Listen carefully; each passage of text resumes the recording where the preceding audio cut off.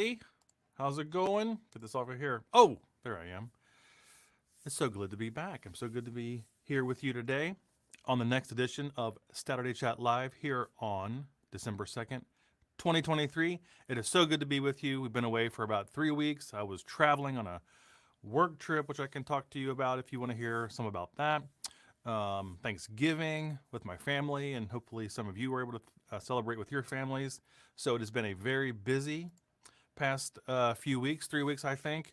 The entire world of AI has been turned upside down and then turned back up right side and then changed and flipped, and craziness has happened over the past 3 weeks in the AI front. It's been bonkers.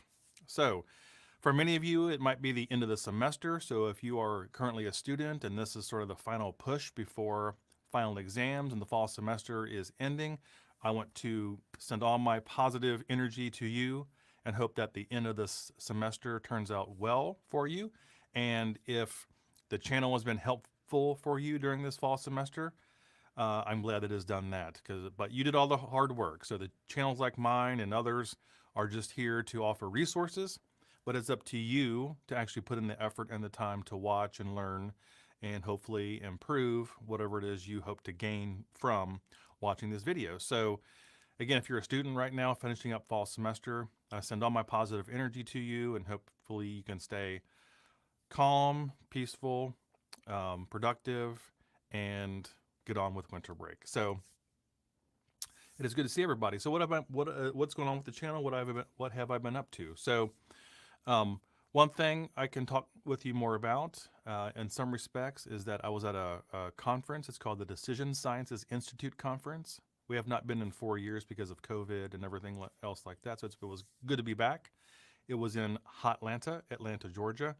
So it is a collection of professors that teach, statistics, analytics, operations management, OR, operations research, and other disciplines, and some grad students and so forth that present, in 90-minute blocks, different papers, research topics, whatever they're doing. And a lot of that presentation was about AI, of course. I went to all the AI sessions I could, which was pretty much every time slot, and things about the business analytics and business statistics curriculum and all kinds of stuff. So it was interesting to see sort of where these fields are going and how they are currently being taught in universities. And I can maybe expand upon that if you want to hear more about what I learned from being at that conference. So that was going on. And then I am working on some new content that will hopefully be out in January. Some of my traditional longer form content about some topics some of you have always wanted me to do videos about. And so I'm planning that out. I have the first video, kind of the PowerPoint part done, and then I'm trying to figure out exactly how to piece. I know what I'm doing. It's just piecing and sequencing it all together.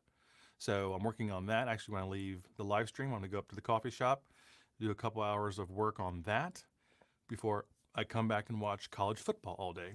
So new long form content in January. You can expect that. I'm excited about it.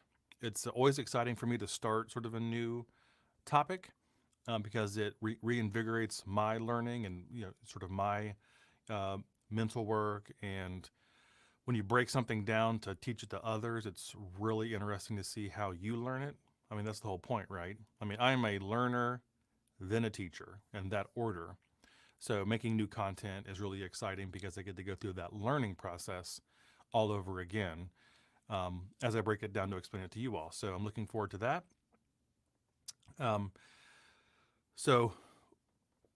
At my company, we get off, at least as of now, we get the week between Christmas and New Year's off. So I have a week of just pure bliss where I can work on some of that content and get it out to you, hopefully by the beginning of January when the new semester starts. That's my goal. All right. So you can expect some new content in addition to whatever is already releasing in January, here in about a month or so. So I'm excited about that. If you are new to the stream, I forgot to do the housekeeping first. If you are new to the stream, here is how this works. So we go 30 minutes to an hour, depending on how the conversation goes, depending on how much we have to talk about, how many questions you have to ask or comments or whatever. That's sort of the time frame. I don't want to waste your time or mine because we all have other things to do today, right? So you're free to put your comments or questions or whatever else in the chat. If I'm not able to answer it in real time, you can always get back to me on LinkedIn is usually the best way, or through my website, which I can show you, but LinkedIn is usually the best because I have like a running record of everything.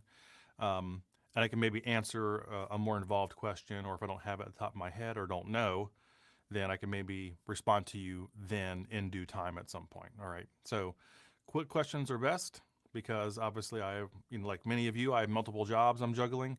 So quick questions are more likely to get answered, not, long form, here's my dissertation sort of thing, right?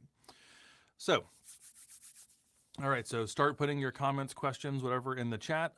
Always let me know where you're watching from. I love knowing where everyone is watching from all over the world. It's pretty cool to see that. So please let me know where you're watching from. You can start with any questions, comments, or any thoughts, any conversation starters you want to put in the chat, and we can get rocking and rolling.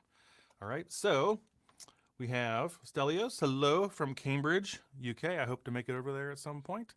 On my travel list is to go over to the UK and tour around, and obviously I'd love to go up over, depending on where I land, to Cambridge and see that area, of course. So thank you for stopping by, my friend. I hope you are doing well over there. Hello from the colonies. Jaya, hope I'm saying that correctly. I always try to say everyone's name correctly. If I get it wrong, I do apologize. Everyone deserves to have their name properly pronounced, but some names I'm not as familiar with, so I do my best. Hello, big fan. I'm a big fan of yours too, so thank you so much for stopping by.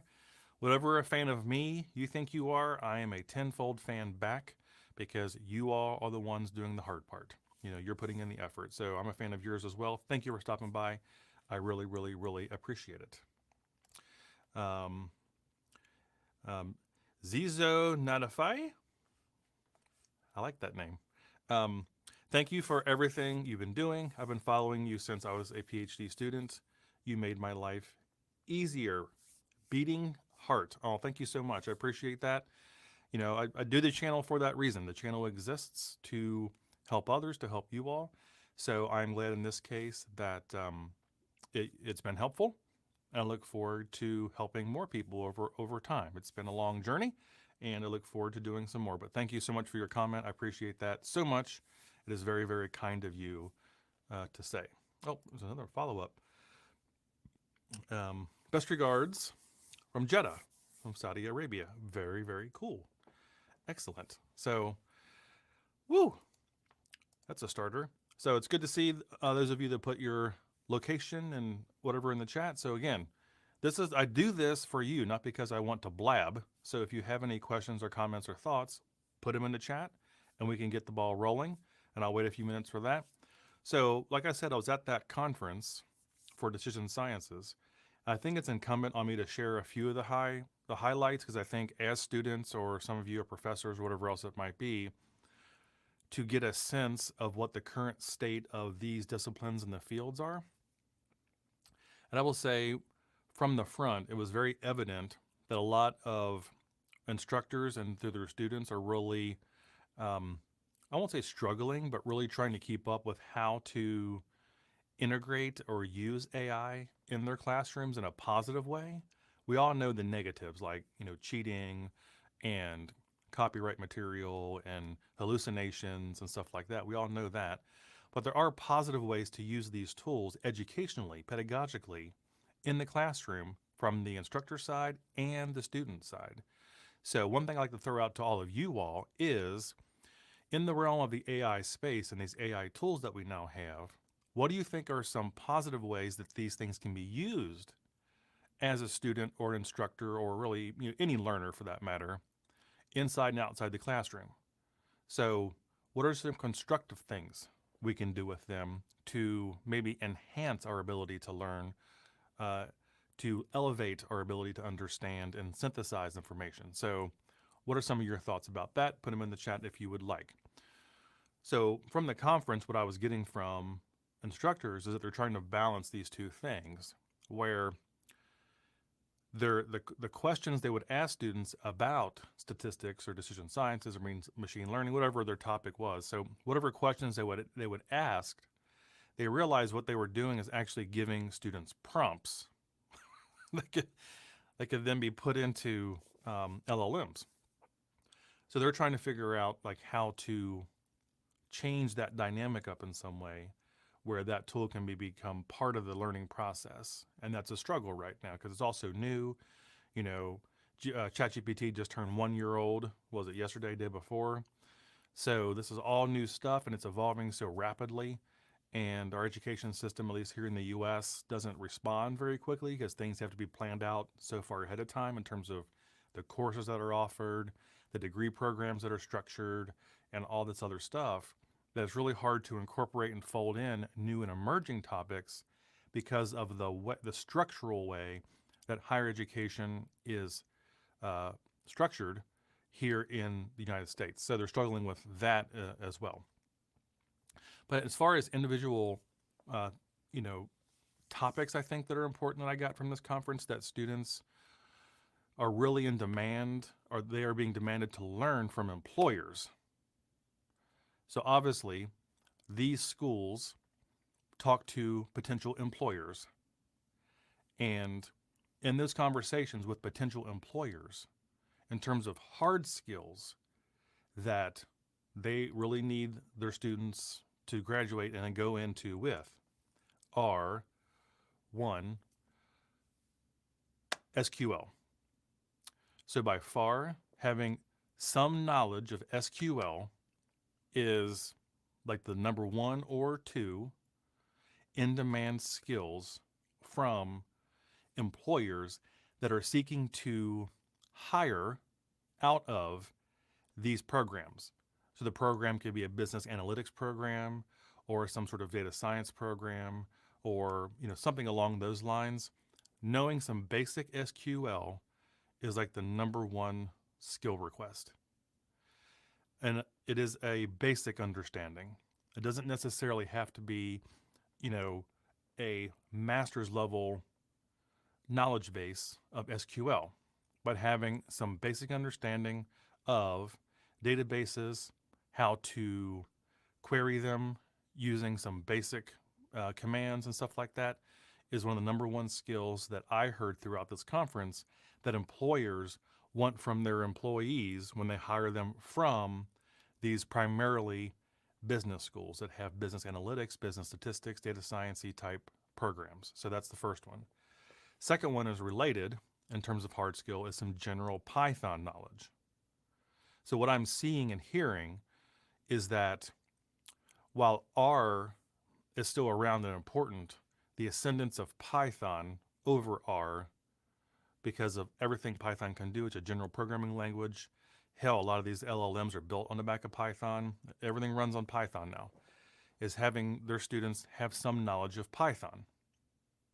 So in terms of hard skills, SQL and some Python knowledge. Again, not crazy level depth of Python knowledge, but sort of a beginning to intermediate level of Python, even if it's just being able to read the code and turn it into like explanatory pseudocode, knowing what it's doing, how to find simple bugs in code, knowing the basics of like all the packages that you might find in the Anaconda distribution, so all the data science packages and stuff like that. So that's one of like the second sort of skill that I heard at this conference that these students are being asked to, the knowledge they're being asked to have when they leave school to go out into the real world and find some sort of job, okay?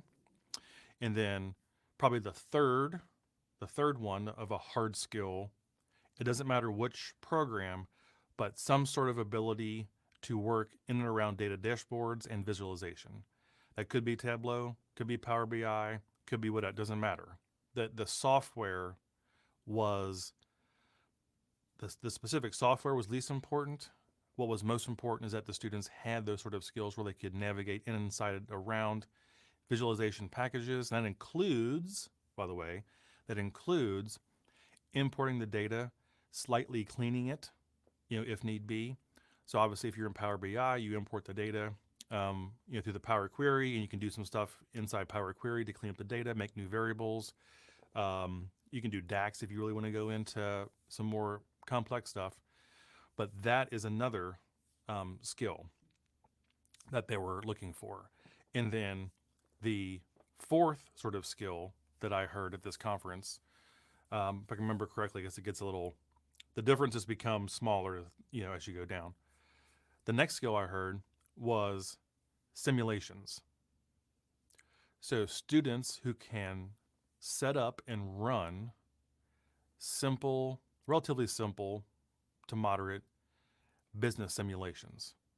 Because in any model, in any real world instance where you deal with uncertainty, a point estimate, while informative, is less related to reality.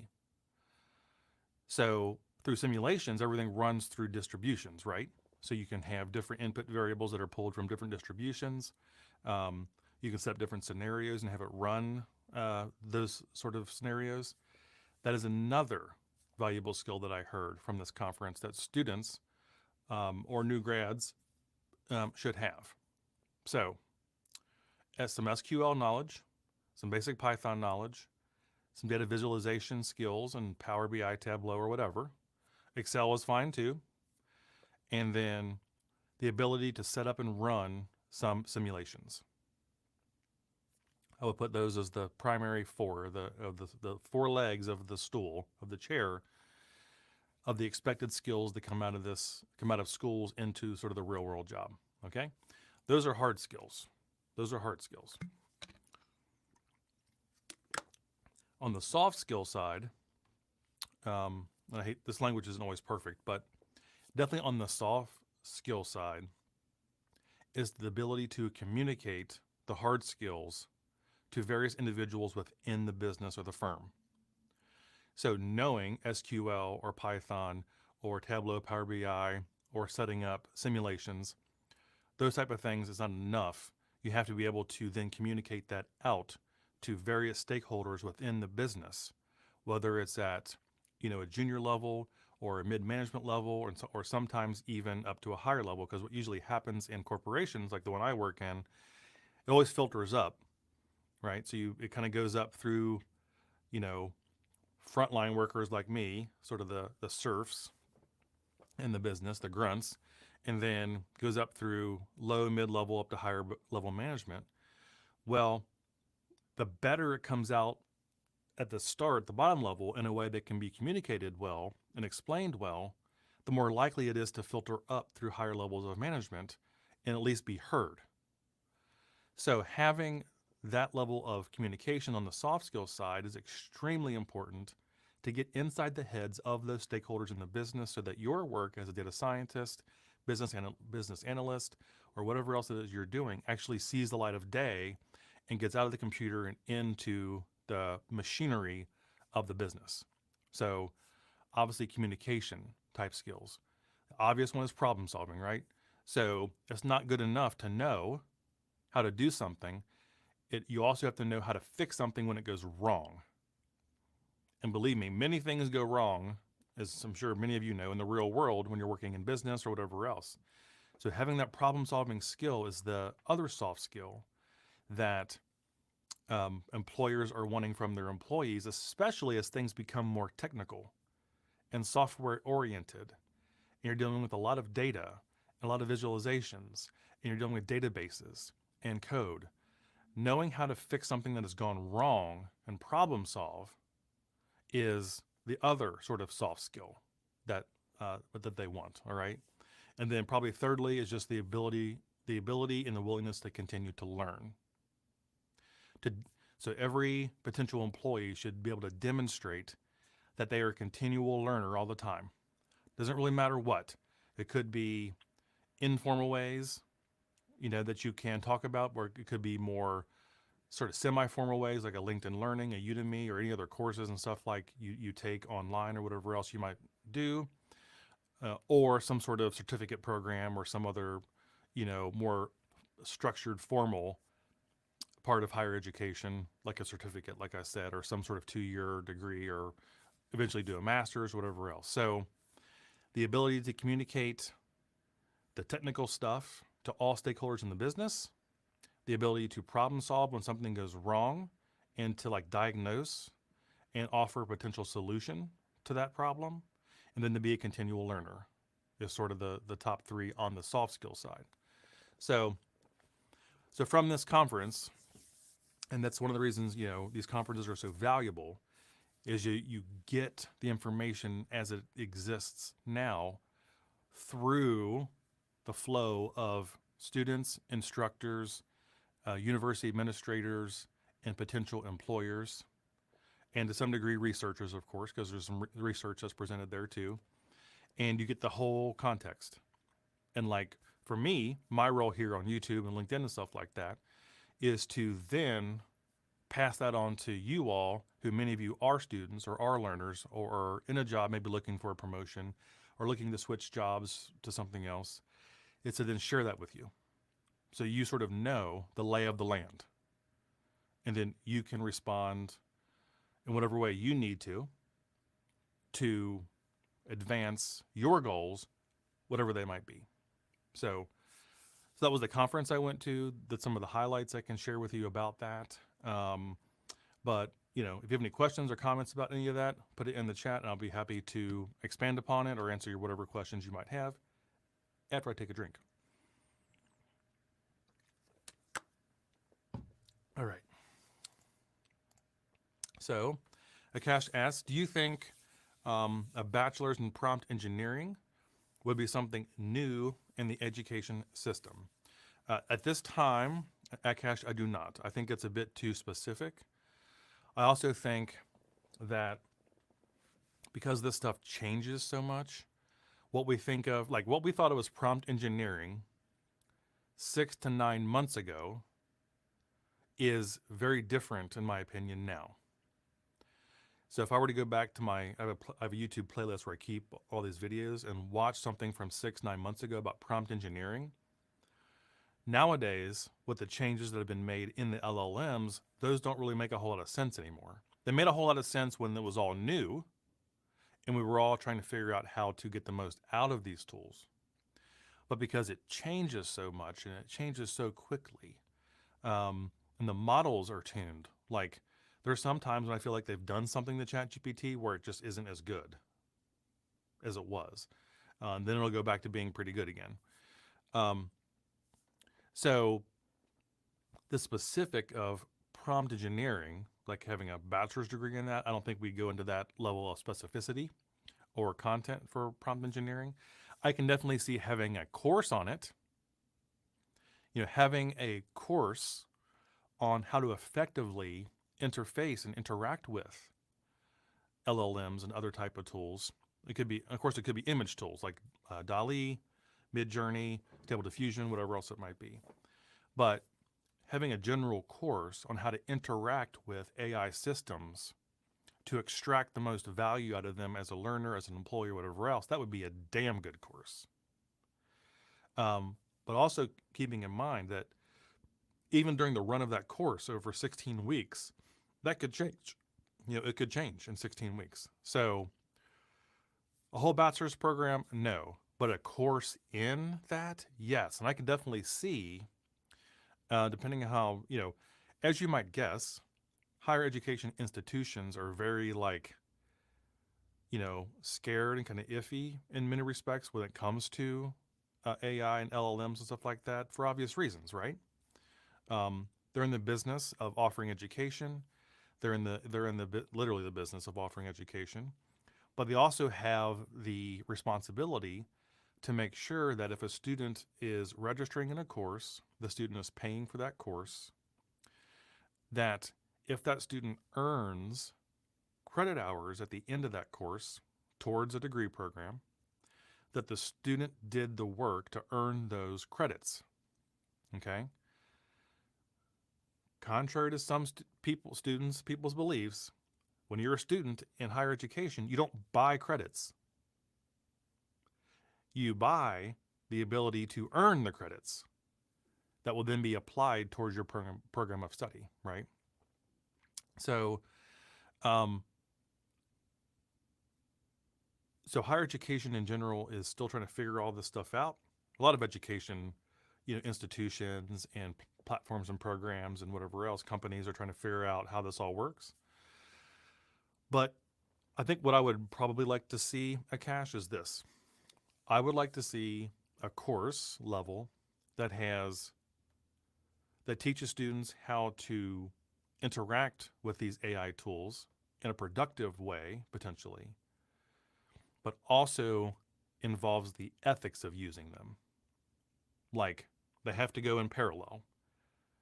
So it's kind of a 2-pillar course, using the AI systems to be productive, to learn, to be like an assistant type thing, whatever. But also, as that is going on, there's also discussion about the ethics involved, some of the limitations of those systems and stuff like that. So I would love to see maybe a course in something like that.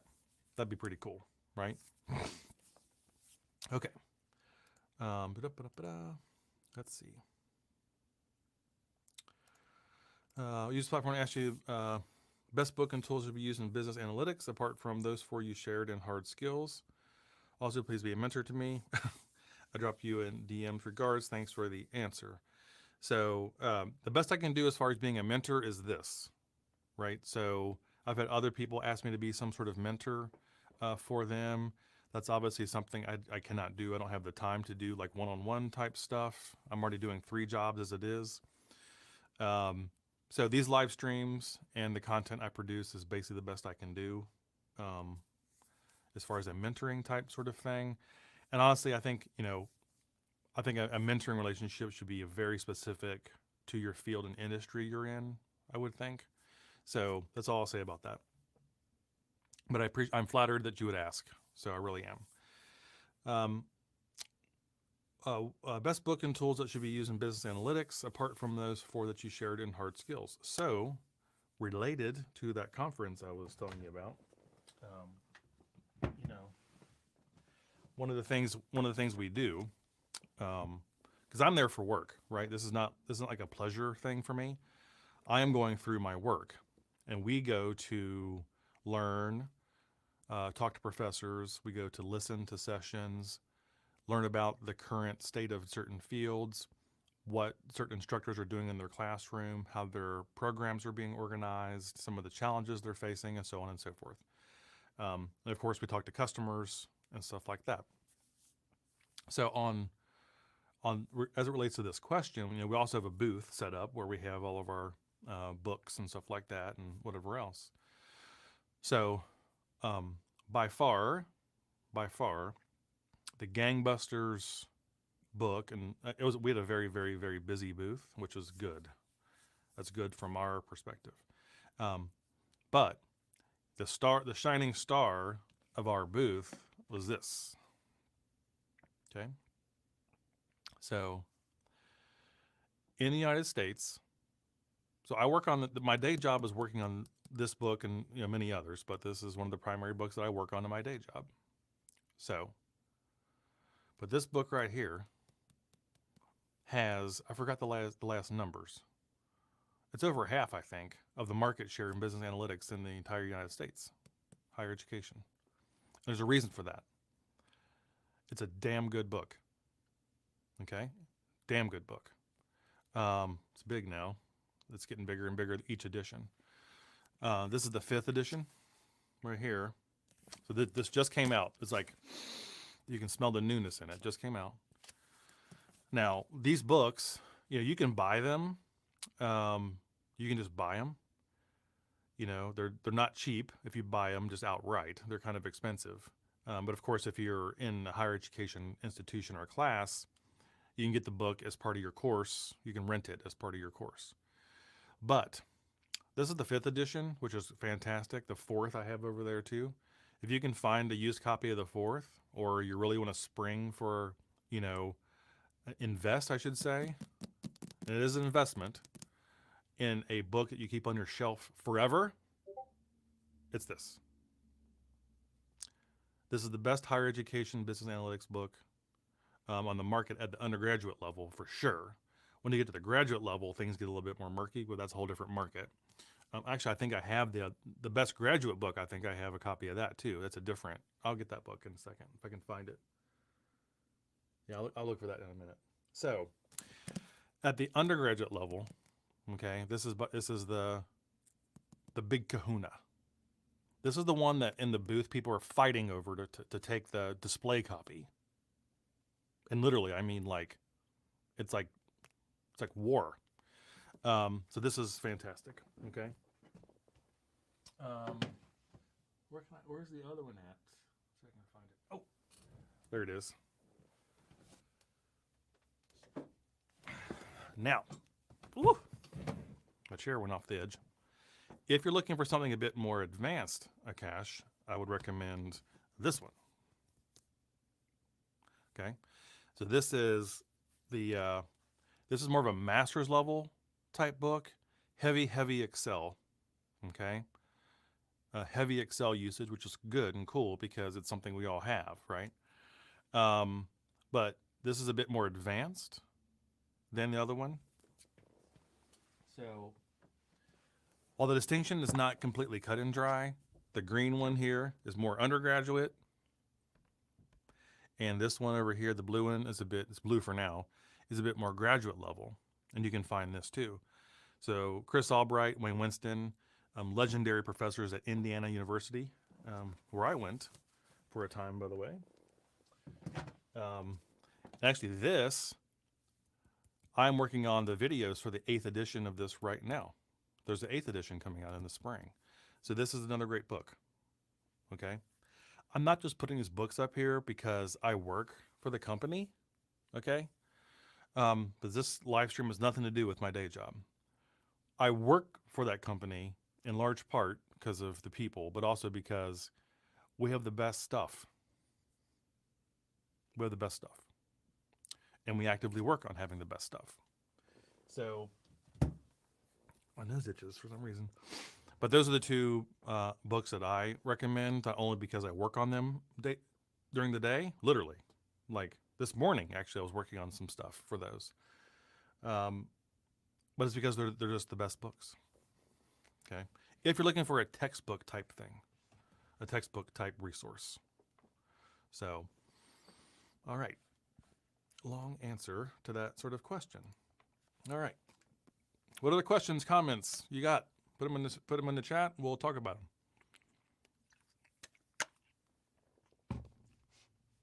them. Yeah. So well, like I said, I'm not sure. Well, let's back up a step. So today's the 2nd. I'll probably do a live stream on the 16th. I'm not exactly sure. It's a weird time of year because school's already out by then. So a lot of students are just, out of school mode. And, it's kind of a dead period. So I'm not always sure if I'll do a live stream during that time, but I probably will. So make sure you check back in 2 weeks. I might talk a bit more then about, I'm not ending now, by the way. So in 2 weeks, I might talk more about the new content that I'm going to be releasing hopefully in January. Okay. Let's see here.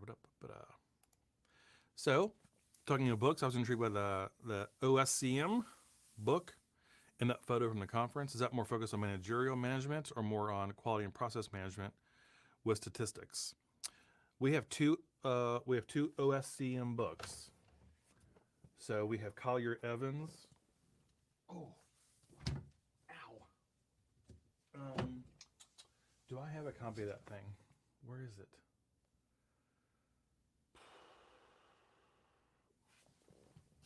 Where is it? Oh, there it is. So it might have been this one that you saw. We have two. So this is OSCM, we call it, by Collier Evans. Then we also have a Wisner, Wisner. I'm not sure where that is on my bookshelf. I have it.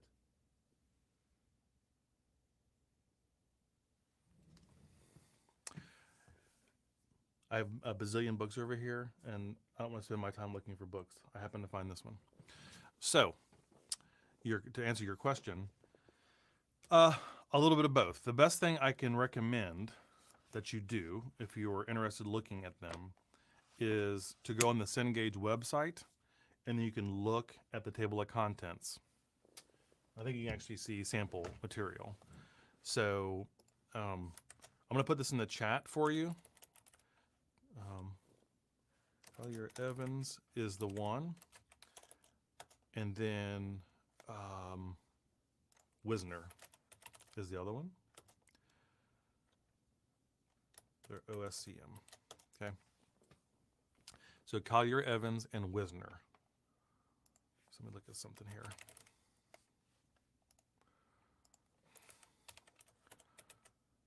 They each have a different sort of like flavor to them. Let's see here.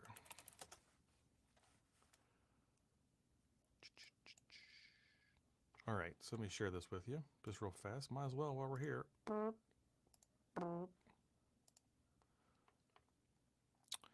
All right, so I'm not going to go through all the table of contents, obviously, because it's going to be boring on this live stream for me to do. But if you go to Cengage and you type in the authors, so this is the Wisner book that goes in, that has all the table of contents listed right here. You can thumb through, of course, and see if it's more your style. So that is that's the Wisner, okay, book. We call it the Wisner. And then the other one we have is Collier Evans. So this is the OSCM book that we have here. And then you can look at the table of contents here as well. All right.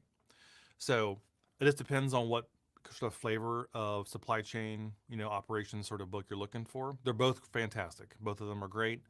We have segments of our market that like one, segments of our market that like the other. I can tell you the Collier Evans, we did a big revamp of that one recently, so it's taken off, this one right here, but it's largely that's probably because of the revamp.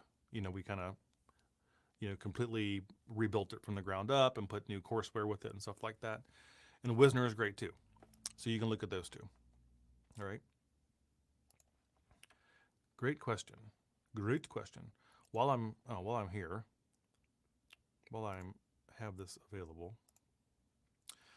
So obviously here in the channel, you can find everything, so on and so forth. Everything is in a playlist. You can find the most recent videos if you just click on videos. So these are some of the short form ones I've been doing, sort of, they're almost little, 3 to 4 minute overviews of different topics that are related or that are central to or related to the fields that we talk about on the channel, and so on and so forth. All right, so you can find all those here.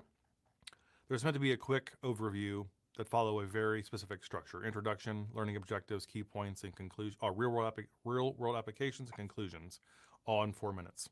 All right, but you can find everything here on the channel.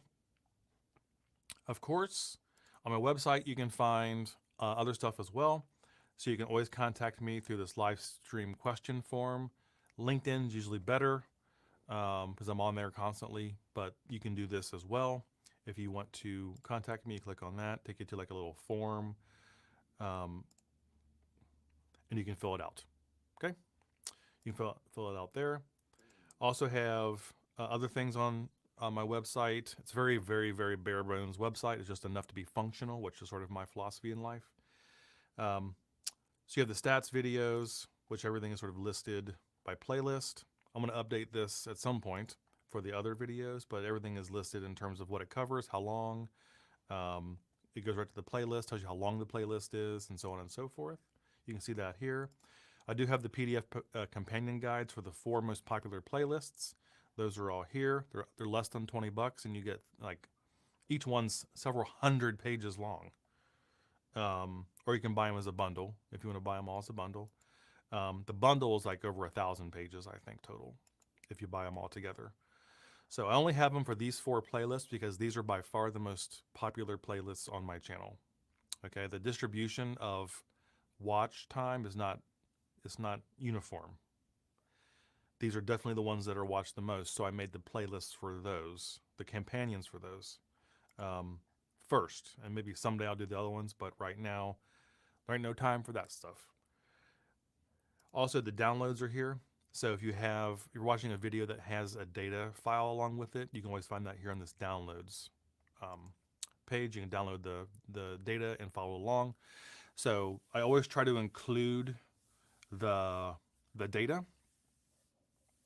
if I'm working on a video that you can follow along with. All right, so I always put that here. Ideally, I would have all this stuff on a GitHub, but maybe I'll do that at some point. But I'm not really a GitHub. I'm a GitHub novice. I think it's still weird how it works, but maybe I'll put it on GitHub at some point where it's a bit easier for everyone to get to. But for now, you can find those video files here on my website. Okay. All right. Da, da, da, da. What else am I doing? Oh, okay. I already have that up here. All right. Go back to me. So, last call for questions, comments, or thoughts. We're at 40 minutes here, so I want to make sure that, one, I don't waste your time, but also stick around to answer whatever questions or comments you might have. Otherwise, we're going to wrap up here sort of in a few minutes. But now is your chance to ask or comment about whatever you might want to talk about for a few minutes.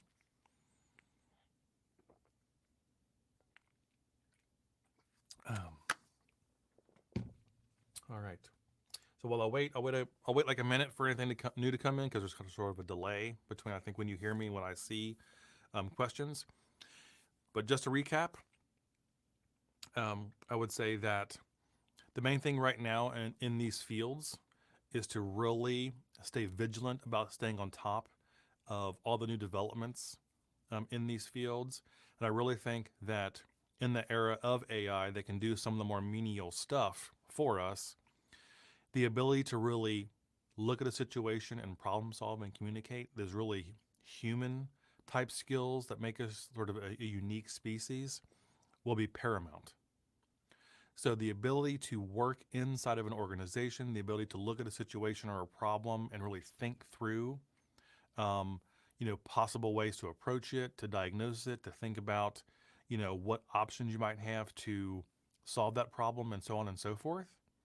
Those really human skills are going to be extremely important as we go forward in an era where machines can do some of the more menial type stuff, the repetitive type stuff for us. So always focus on those skills, not just sitting in front of your computer, coding things out or whatever else it might be. That's important. But also work on the human side of your skills and abilities, because that's who you're going to be, working and communicating with, day in, sort of day out. All right. So always focus on the human side of the things that machines really can't do, at least they won't be able to do for a long time. Knowing what to say, what not to say, how to say something, the timing to say something, how to approach a situation. Those are all very important things on the human side that we always need to refine and keep our skills up in that respect too. So, yeah, learn the technical stuff and the sort of harder knowledge stuff, but also don't neglect the soft side stuff. And is anyone who has been on this stream in the past, I'm not a religious person, but my church is domain knowledge. Whatever field you work in, make sure you're always out reading, listening, whatever, about your broader domain. If you work in finance, you should always be keeping on track of the financial news, reading the financial papers and stuff like that, listening to finance podcasts, reading books on finance that are not only contemporary but also historical. Always work on that broader contextual domain knowledge, not only the actual hard skills and even those sort of soft skills, but having that broad context, that having the broad context in which you can make connections and ping connections between everything. That's knowledge. Knowledge is not each individual thing. Knowledge is the connections between everything. That's knowledge. So always work on the broader context. All right. Okay. Someday, can you set up a podcast on use of data analytics in the different domains of business management? I will share it to my batch. Thanks and good night. That's an interesting idea. It's I would always love to do something like that. Of course, that's just another thing on my plate, sort of to do. I like to have more guests on this live stream, but that's hard. Not only with just scheduling and timing and stuff, but people get weird about being uh, guests on live streams sometimes. Um, I don't want to like interfere with my day job, and I'm not sure the rules around that. So I would have to look more into that and see if that is something that is feasible or worthwhile, right? So as you might guess, in my day job and through LinkedIn and YouTube and stuff, I have hundreds and thousands of connections to various people within different industries, and it would be really cool to maybe bring them on the live stream and or on a podcast or something like that if I could conceptualize what that might be about. So yeah, it's an interesting idea to think about. Okay. Clyde says, great stream as always. Thanks. You are very welcome, Clyde. Good to see you, my friend. Hope you're doing well. All right. So I'm going to go ahead and wrap this up. It's been a great, live stream here. I appreciate it very much. All this stuff is changing. It's just crazy in 2 weeks. Who the hell else knows what's going to happen? What a time to be alive, for better or worse. So I'm going to head out. I'm going to go up to the coffee shop, do some work on your all's behalf. Work on some of that new content. And as of right now, unless something changes, and it could because it's the holiday season, but as of right now, I plan on being back in 2 weeks on the 16th of Saturday the 16th. That will be the last live stream of the year, assuming that we have it. So come back then in 2 weeks with all your questions and thoughts and comments, and we'll have a good conversation. But for now, I hope you have a good rest of your day, and I will see you again in 2 weeks. Take care, and of course, bye-bye.